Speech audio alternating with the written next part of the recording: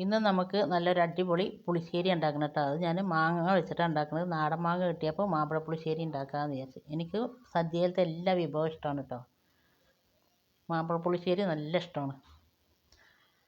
അപ്പോൾ ഇതെങ്ങനെ ഉണ്ടാക്കണമെന്ന് കണ്ടു നോക്കിയാലോ. നിങ്ങൾ എല്ലാവരും മാമ്പഴ പുളിശ്ശേരി ഉണ്ടാക്കുമായിരിക്കും, പക്ഷേ ഈ രീതിയിൽ നിങ്ങളൊന്നും ഉണ്ടാക്കിയില്ലെങ്കിൽ ഒന്ന് ഉണ്ടാക്കി നോക്കിട്ടോ. കാണുമ്പോൾ തന്നെ അറിയില്ല, കിട്ടില്ല ടേസ്റ്റുമാണ്. അതേപോലെ തന്നെ അതിൻ്റെ മണം കൊതിപ്പിക്കേണ്ട ഒരു മണമാണ്.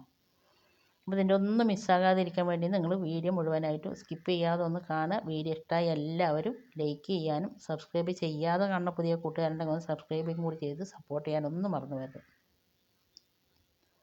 മാങ്ങയൊക്കെ നല്ലപോലെ വെന്ത് നല്ല ടേസ്റ്റോട് കൂടിയിട്ട് അടിപൊളി മാമ്പഴ പുളിശ്ശേരി എങ്ങനെ വെക്കണമെന്ന് നമ്മൾ കണ്ടു നോക്കിയാലോ. Welcome back to our channel. നമ്മുടെ പുതിയൊരു വീഡിയോയിലേക്ക് എൻ്റെ എല്ലാ കൂട്ടുകാർക്കും സ്വാഗതം.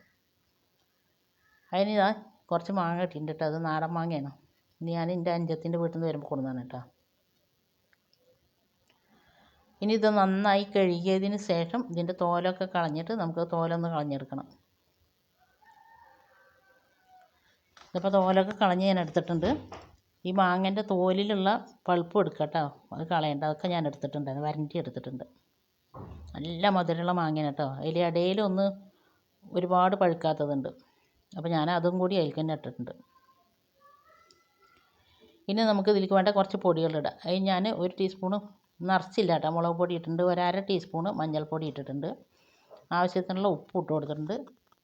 ഇനി ഇത് വേകാൻ ആവശ്യമായിട്ടുള്ള വെള്ളം ഞാൻ ഒഴിച്ച് കൊടുക്കുന്നുണ്ട്. ഞാനൊരു 1.5 ഗ്ലാസ് വെള്ളം ഒഴിച്ച് കൊടുക്കുന്നുണ്ട്. മാങ്ങ മുങ്ങി നിൽക്കാൻ പാകത്തുള്ള വെള്ളം ഒഴിച്ച് കൊടുക്കുന്നുണ്ട്. മാങ്ങ നന്നായിട്ട് വെന്ത് കിട്ടണം. നല്ലപോലെ വെന്താലും കേട്ടോ മാമ്പഴ പുളിശ്ശേരി നല്ല ടേസ്റ്റ് ഉണ്ടാകുക. എന്നിട്ട് ഞാൻ നന്നായിട്ട് ഇളക്കിയതിന് ശേഷം ഇനി ഇതൊന്ന് അടച്ച് വെക്കുന്നുണ്ട്. അടച്ച് വെച്ചിട്ട് ഹൈ ഫ്ലെയിമിലിട്ട് നന്നായിട്ട് തിള വരട്ടെ. തിള വരുന്ന സമയം കൊണ്ട് നമുക്ക് ഇതിലേക്ക് വേണ്ട അരപ്പൊന്നും ഉണ്ടാക്കാം. അതിലേക്ക് ഞാൻ ഒരു മുടി തേങ്ങ എടുത്തിട്ടുണ്ട്. ഒരുപാട് തേങ്ങ അല്ല, ഒരു 1/4 ടീസ്പൂൺ ചെറിയ ജീരകം ഇട്ടിട്ടുണ്ട്. ചെറിയ ജീരകം ഒരുപാട് കൂടിപ്പോണ്ട്, 1/4 ടീസ്പൂൺ മാത്രം മതി. പിന്നെ ഞാൻ കുറച്ച് വെള്ളമില്ല കേട്ടോ ഒഴിച്ചിട്ട് 1/2 കപ്പ് തൈര് ഒഴിച്ചിട്ട് നന്നായിട്ട് ഫൈൻ പേസ്റ്റായിട്ട് അരച്ചെടുത്തിട്ടുണ്ട്. അതോടെ മാറ്റി വെച്ചിട്ടുണ്ട്. അപ്പോഴേക്കും നമ്മുടെ ചാറ് നന്നായിട്ട് തിള വന്നിട്ടുണ്ട്. ഇത് തിളക്കുമ്പോൾ തന്നെ എന്തോ ഒരു മണം അറിയോ.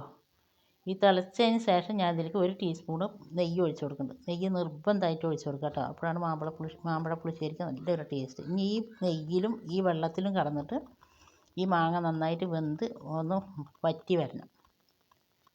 അപ്പോൾ അത് തിളച്ച് കൂടുമ്പോൾ തുറന്നിട്ടാണ് ഞാൻ നെയ്യ് ഒഴിച്ച് കൊടുത്തത്. ഇനി നമുക്കിതൊരു 5 മിനിറ്റ് അവിടെ കടന്ന് തിളക്കട്ടെ. ഇടയ്ക്കൊന്ന് ഇളക്കി കൊടുക്കണം കേട്ടോ. ഒരു 5 മിനിറ്റ് കഴിയുമ്പോൾ മൺചട്ടിയിലാണ് ഞാൻ വെച്ചത്, അതുകൊണ്ട് ഇടയ്ക്കിടയ്ക്ക് ഞാൻ ഇളക്കി കൊടുക്കുന്നുണ്ട്. ചട്ടീൻ്റെ അടിയിൽ പിടിക്കുള്ളൂ. ഒരു 5 മിനിറ്റ് കഴിഞ്ഞപ്പോൾ ഞാനത് തുറന്നിട്ട് ഒന്ന് ഇളക്കി കൊടുത്തിട്ടുണ്ട്. ഇനി ഇത് നന്നായിട്ടൊന്ന് ഇളക്കിയതിന് ശേഷം ഞാൻ അടച്ച് വെക്കുന്നുണ്ട്. ഇനി ഒരു 5 മിനിറ്റും കൂടി അത് കടന്നിട്ട് മീഡിയം ഫ്ലെയിമിൽ കിടന്നിട്ട് ഒന്ന് വെന്ത് കിടട്ടെ.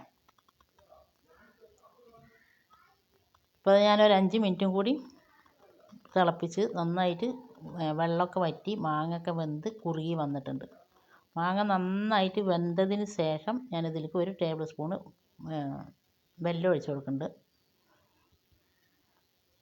മാങ്ങ വെന്തതിന് ശേഷം മാത്രം വെല്ലത്തിൻ്റെ പാവ് ഒഴിച്ചെടുത്താൽ മതി കേട്ടോ, ഇല്ലെങ്കിൽ മാങ്ങ വേകില്ല.